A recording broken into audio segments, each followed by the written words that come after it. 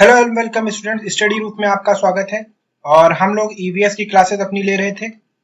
EVS की classes अपनी ले रहे थे सीटीईटी के लिए, जो एग्जाम अभी जनवरी में हेल्ड होने वाला है। ठीक है, उसके लिए हम लोग अपनी क्लासेस कर रहे थे। और इसमें इससे पहले मैंने बहुत सारे टॉपिक्स करा दिए हैं। शेल्टर हो गया है, फैमिली हो गया है, ये सारे टॉपिक्स हो गए हैं। और आज हम लोग बात करेंगे डेफिशिएंसी डिसीजेस के बारे में, और उसके बाद विटामिन्स के बारे में देखेंगे कि विटामिन्स के घरेलू उपचार कौन से हैं। ठीक है, इस पर बात करेंगे। और उसके बाद आज हम लोग बात करेंगे टंग के बारे में। ठीक है, जबान और टेस्ट बड्स के बारे में बात करेंगे। ठीक है, इन सारी चीजों के बारे में बात करेंगे। ये देखिए, ऊर्जा और ऊर्जा संबंधित चीजों पर बात करेंगे। तो आइए आगे बढ़ते हैं। और सबसे पहले बात करते हैं कि जो बीमारियां होती इनएडिक्वेट यानी अल्पता में, मतलब जो भी एसेंशियल न्यूट्रिएंट्स हमारे होते हैं, अगर न्यूट्रिएंट्स को हम लोग पर्याप्त मात्रा में नहीं ले रहे हैं तो हमें कुछ डिसीजेस हो सकती हैं। डिसीज क्या होती है? Actually improper functioning of body. ठीक है, फंक्शनिंग ऑफ बॉडी मतलब हमारी बॉडी जो है वो सही तरीके से काम नहीं करेगी। ठीक, और ये दीज आर नॉन इन्फेक्टियस और नॉन ट्रांसफरेबल। जाहिर सी बात है, किस प्रकार की इन्फेक्टियस मतलब एक आदमी से दूसरे आदमी के बीच में इन्फेक्शन नहीं हो सकता है, जैसा कि हम लोग कोविड में देख रहे थे। ठीक है, तो ऐसा नहीं होगा इसमें कभी भी।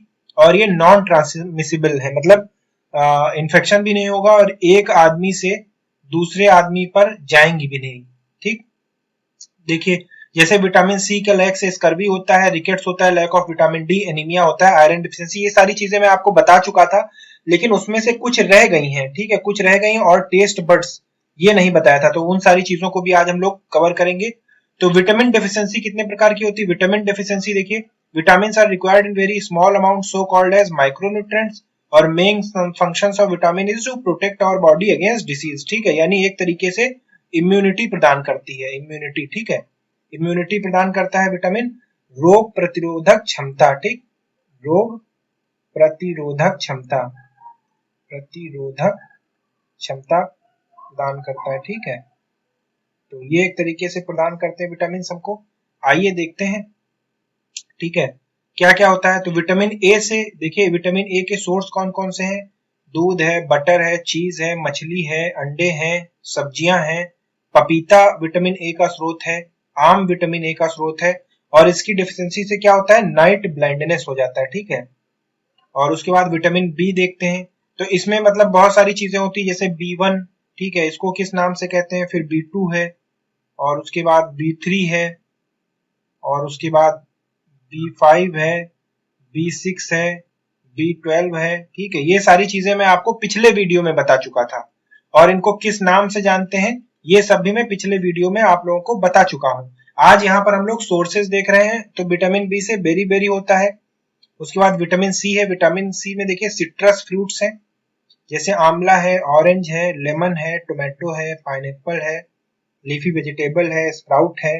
ठीक है, स्प्राउटेड ग्राम का मतलब होता है ऐसे मटर जिनमें जो है अंकुरित मटर जिसे कहते हैं। ठीक है, अंकुरित मटर। और स्कर्वी इससे होती है, इसकी डेफिशिएंसी से। उसके बाद विटामिन डी की बात करते हैं। तो विटामिन डी सनलाइट है, मिल्क है, अंडे हैं, फिश है, लिवर है, चीज है और बटर है। देखिए, विटामिन सी सिर्फ मिल्क से प्राप्त नहीं होता है, बाकी लगभग सारी विटामिन हमें मिल्क से प्राप्त हो जाती है। ठीक है, तो विटामिन डी की डेफिशिएंसी से क्या होता है? रिकेट्स। उसके बाद विटामिन के की बात करें तो स्पिनच है, कैबेज है और अदर हरी पत्तेदार सब्जियां हैं। और ये ब्लड क्लॉटिंग लैक का मतलब खून का रिसाव बंद नहीं होगा। स्कर्वी देखिए इस तरीके से हो जाता है। और अगर बेरी बेरी की बात करें तो ये देखिए, ये बेरी बेरी डिसीज है, और बेरी बेरी विटामिन बी की कमी से होता है। ठीक है, स्पेसिफिकली बी की कौन सी से होता है? बी1 से होता है कि 2 से होता है कि 3 से होता है? ये पिछले वीडियो में मैं आपको बता चुका हूं। अगर आपने उसको देखा है तो कमेंट करके बताया, अगर नहीं देख रहे तो कोई बात ही नहीं है भाई, एग्जाम वाले ही देखेंगे इसको। ठीक है, और मिनरल्स क्या होते हैं? ये इनऑर्गेनिक मटेरियल्स होते हैं जो हमारे शरीर में होते हैं, जैसे कि आयरन हो गया। ठीक है, जैसे कि जिंक हो गया। ठीक, तो ये सब मिनरल्स हो गए हैं। ये हमको ऊर्जा तो नहीं देते, but they are required for growth, repair and regulation. ठीक है, तो यहाँ पर मिनरल की डेफिशिएंसी से बात करें तो देखिए कौन कौन से मिनरल होते हैं। मैग्नीशियम होते हैं, सिलीनियम होता है, मैंगनीज होता है, iodine, zinc, phosphor, potassium, copper, ये सब मिनरल्स हैं जो शरीर के ग्रोथ में, ठीक है, मतलब विकास में फायदेमंद होते हैं, शरीर के विकास में लाभदायक होते हैं। ठीक, लाभदायक होते हैं, लेकिन ये हमको ऊर्जा नहीं देते हैं, ठीक है, ये हमको ऊर्जा नहीं देते हैं, लेकिन शरीर के विकास में लाभदायक होते हैं। तो चलिए देखते हैं। कैल्शियम की डेफिशिएंसी से क्या होता है, बोन और टूथ का डिके होना शुरू हो जाता है, और ये हमें मिल्क, ग्रीन वेजिटेबल, ग्राम और मछली से मिलता है।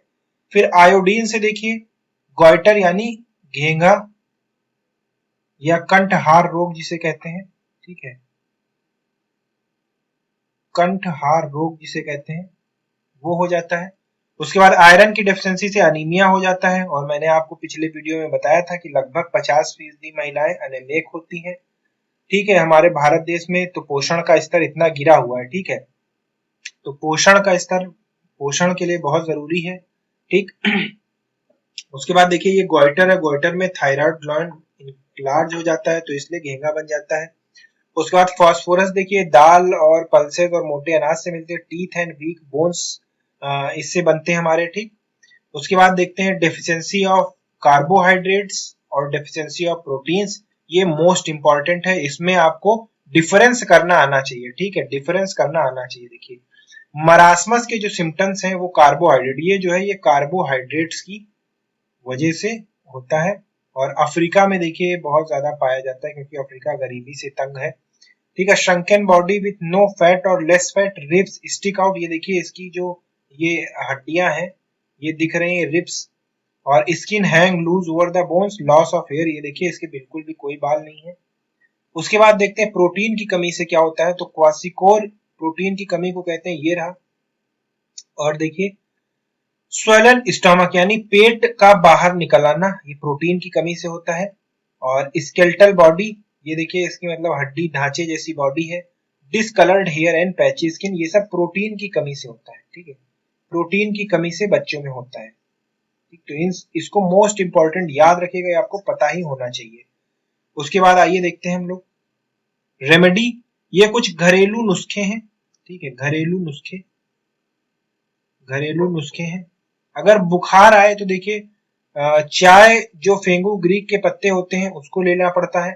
अगर कहीं पर कट छिल जाए तो हल्दी लगाई जाती है, हल्दी एक अच्छा टर्मरिक है। उसके बाद टूथ एक यानी दांतों के दर्द के लिए लौंग का तेल, खांसी के लिए तो आपको पता ही है कि जिंजर यानी अदरक, और उसके बाद ये जैगरी मतलब गुड़, और साथ में यहाँ पर देखिए लौंग है, ठीक है, और इलायची है, तो ये सारी चीजें काम आती है। उसके बाद चिकनगुनिया में देखिए गिलोय का जो एक्सट्रैक्ट होता है, गिलोय का एक्सट्रैक्ट वो चिकनगुनिया में लगाया जाता है। डेंगू में देखिए आपको पता ही होगा पपीते के पत्ते या पपीता बहुत फायदा करता है। और आंखों में जलन के लिए जो है गुलाब का पानी या कुकुम्बर जो है इस्तेमाल किया जाता है। उसके बाद आइए बात करते हैं टेस्ट बर्ड्स की। आपको सभी लोगों को पता होगा टेस्ट बर्ड ये हमारी जबान है, और जबान में अलग अलग किनारों पे टेस्ट बर्ड्स होते हैं, तो आज हम लोग उनके बारे में भी चर्चा करेंगे। तो आइए देख लेते हैं।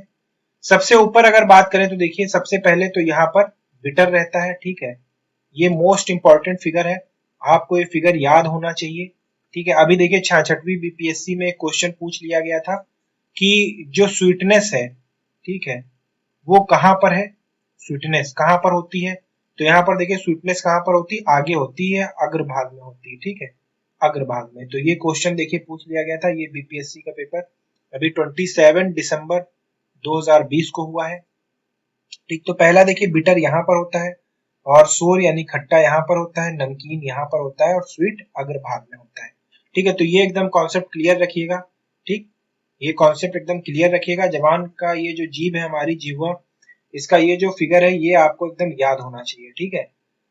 उसके बाद आइए देखते हैं concept check, taste buds for bitter taste are present in, ठीक है। तो ये बताइए बिटर टेस्ट कहां पर होता है, तो ये कहां पर होता है, देखिए अगर इसकी बात करें तो बिटर टंग हमारा होता है बैक ऑफ टंग, यानी यहाँ पर। मैंने आपको यहाँ पीछे अगर आप देखें यहाँ इमेज में तो आपको पता भी होगा कि ये यहाँ पर है, देखिए बिटर टेस्ट, ठीक है। उसके बाद आइए देखते हैं डाइजेस्टिव सिस्टम्स के बारे में। तो डाइजेस्टिव सिस्टम देखिए क्या होता है, ऑल लिविंग, देखिए डाइजेस्टिव सिस्टम का सीधे मतलब होता है कि सबसे पहले जो भी हम खाद्य पदार्थ खाते हैं, ठीक है, खाद्य पदार्थ, तो इसको कहते हैं पाचन तंत्र, ठीक है। वो पचता कैसे, पाचन तंत्र, ठीक है। तो पाचन तंत्र के बारे में हमें जानना है। तो पाचन तंत्र में देखिए ये हमारा फिगर है, ठीक है, ये हमारा एसोफेगस होता है, यानी नली, खाद्य नली होती है हमारी, और उसके बाद ये हमारा पेट है, और उसके बाद ये हमारी आंतें हैं, पैंक्रियाज, और ये रेक्टम है, फिर ये अनस है, गुहा जिसे हम कहते हैं, ठीक है, जहां से हमारा मल बाहर आता है, ठीक। और उसके बाद ये अपेंडिक्स है, फिर छोटी आंत है और ये बड़ी आंत है, ठीक।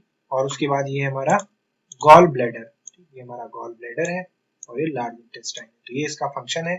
सबसे पहले जो है हमारा खाना यहाँ से जाता है ऐसे होते हुए, फिर पेट में जाता है, पेट में कुछ घंटे लगाता है, उसके बाद छोटी आंत में जाता है, फिर बड़ी आंत में जाता है, और होते हुए ये गुहा से बाहर निकल जाता है मल के रूप में, ठीक है। तो ये पूरा प्रोसेस होता है। तो देखिए, जो खाना हम खाते हैं वो पहले छोटे छोटे टुकड़ों में बांटा जाता है, ताकि हमारे शरीर को उसे मतलब छोटे छोटे टुकड़ों में बांट कर नीचे की ओर ढकेला जा सके पेट में, ठीक है। उसके बाद जो हमारा खाना होता है वो छोटे छोटे कार्बोहाइड्रेट्स होते हैं, इनको तोड़ा जाता है CO2 प्लस एनर्जी में, ठीक है। और जो भी वेस्ट प्रोडक्ट होता है हमारा वो गुहा से बाहर निकल जाता है, ठीक है। अब इसमें कौन कौन से अंग होते हैं, तो देखिए, मुंह से खाना हमारा जाता है, फिर फूड पाइप होता है जिसे खाद्य नली हम लोग कहते हैं, फिर वहां से होता हुआ पेट में जाता है, फिर पेट से छोटी आंत में जाता है, छोटी आंत से लिवर, और लिवर से फिर पैंक्रियाज में जाता है, और पैंक्रियाज से लार्ज इंटेस्टाइन, और लार्ज इंटेस्टाइन से अनस। एक बार और देख लेते हैं। हमारे मुंह से जाता है, मुंह से होते हुए नली, नली से पेट में जाता है, पेट से होते हुए लिवर, और फिर लिवर के बाद हमारा जाता है पैंक्रियाज में, पैंक्रियाज के बाद छोटी आंत में, उसके बाद बड़ी आंत में, और फिर वहां से मल के जरिए बाहर निकल आता है। ये पूरा प्रक्रिया होता है, ठीक है। डाइजेशन शुरू होता है माउथ से। यहाँ पर हम लोग खाना को चबाते हैं, ठीक है, चबाते हैं लार की मदद से, और ये गीला होके माउथ के बाद सलेवरी ग्लैंड यानी लार से मिलकर अच्छी तरीके से चिकना होकर और फिर नीचे की ओर चला जाता है। लार जो होती है हमारे खाने को धकेलने में, ठीक है, धकेलने में और तोड़ने में मदद करती है, ठीक है, तोड़ने में मदद करती है, ठीक। उसके बाद देखिए, जबान हमारी सलाइवा यानी थूक से मिक्स करती है खाने को। उसके बाद हमें जबान स्वीट, सोर, साल्टी और बिटर टेस्ट का अनुभव कराती है, ठीक है। देखिए, अगर आपको वीडियो पसंद आए तो वीडियो को हमारे लाइक कीजिएगा, और अगर इस चैनल का कंटेंट बढ़िया आता है तो सब्सक्राइब कीजिएगा। यहाँ पर प्रीवियस ईयर की क्लासेस भी चल रही है CTET के लिए और UPTT के लिए, ठीक है, तो उसको देखना नहीं भूलिएगा। उसके बाद डाइजेस्टिव सिस्टम में देखिए, फूड पाइप से होता हुआ हमारा खाना अंदर जाता है, पेट तक जाता है, और पेट में गैस्ट्रिक जूसेस से जो है जो पेट में निकलती हैं, जैसे कि एक HCl नाम का जूस है, ये एसिड होता है, ये पचाने में मदद करता है, हमारे पेट में रहता है, ठीक है। और यहाँ पेट में खाना गैस्ट्रिक जूस जो कि एसिडिक होता है वहां पर ये पचाया जाता है। और उसके बाद देखिए, स्मॉल इंटेस्टाइन 18 फीट बड़ी होती है, और यहाँ पर फूड जूस से मिक्स होता है स्टोमक के द्वारा, और काफी छोटे छोटे टुकड़ों में टूट जाता है, और वो यहीं से स्मॉल इंटेस्टाइन से ही ब्लड में मिक्स होता है, यानी खून में मिलता है और ऊर्जा देता है, ठीक है। जो न्यूट्रिएंट्स होते हैं, देखिए एक्चुअली होता क्या है कि ये हमारी अंदरूनी दीवार होती है, और यहाँ पर ऐसे ऐसे नोड्यूल्स निकले होते हैं स्मॉल इंटेस्टाइन के अंदर, ठीक है। तो होता क्या है, ये सरफेस एरिया जो है इसका ये बढ़ जाता है, सरफेस एरिया, तो न्यूट्रिएंट्स जल्दी अब्सॉर्ब कर लेते हैं, ये लोग ये सरफेस एरिया बढ़ा देते हैं, न्यूट्रिएंट्स जल्दी अब्सॉर्ब कर लेते हैं, और यहीं से खून में मिक्सिंग का काम करता है, ठीक है। खून में जो भी खराब तत्व होते हैं उसको लेता है, और जो फूड होता है, एनर्जी होता है, उसको बाहर भेजता है, ठीक। तो ये काम में मदद करता है। और उसके बाद लार्ज इंटेस्टाइन की बात करें तो स्मॉल इंटेस्टाइन जो हमारी जहां पर 18 फीट लॉन्ग थी, वहीं पर अगर इस लार्ज इंटेस्टाइन की बात करें तो 5 से 7 फीट लॉन्ग होती है, और यहाँ पर मुख्य भूमिका पानी की होती है, पानी एब्जॉर्ब किया जाता है। ये जो आपको यहाँ हरा हरा दिख रहा है इसको गॉल ब्लैडर कहते हैं, ठीक है, गॉल ब्लैडर, या इसको पित्त कहा जाता है, ठीक है, इसको हिंदी में पित्त कहते हैं, ठीक है, तो इसको भी याद रखिएगा। और उसके बाद खाना हमारा यहाँ पच जाता है, और फिर जो एनस होता है यानी गुहा हमारा, ठीक है, गुहा से मल और मूत्र के जरिए वेस्ट प्रोडक्ट बाहर हो जाता है, ठीक है, वेस्ट प्रोडक्ट बाहर हो जाता है। तो आज की क्लास में इतना ही। अगर आपको हमारा ये चैनल पसंद आया हो और वीडियो पसंद आया हो तो वीडियो को प्लीज लाइक करें, सब्सक्राइब करें, and thank you for watching.